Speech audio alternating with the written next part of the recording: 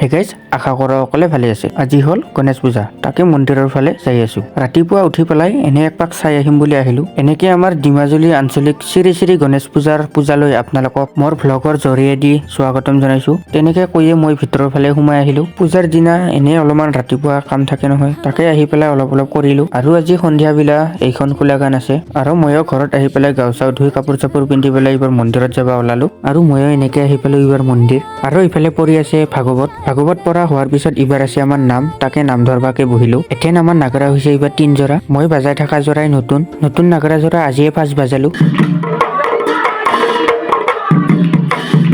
এনেকে হ'ল সন্ধিয়া, আৰু আমাৰ শ্ৰী শ্ৰী গণেশ পূজাৰ পৰা এখন লটাৰী খেল অনুষ্ঠিত কৰা হৈছিল। তাৰে খেলখনৰ আজি ৰিজাল্ট দিব, আৰু আমাৰ ফাৰ্ষ্ট পুৰস্কাৰ আছিল 50,000। এই দাদাজনে পাইছে, আমাৰ গাঁৱৰে হয়, নাম হ'ল বিজয় বড়ো। আৰু 20,000 পুৰস্কাৰটো পাইছে ভৰদাতাই, আমাৰ গাঁৱৰে হয়। আৰু এনেকে এইবাৰ আমাৰ খোলা গান আৰম্ভ হৈ গ'ল। তো আজিলৈ বাই, লগ পাম নেক্সট ভিডিঅ'ত।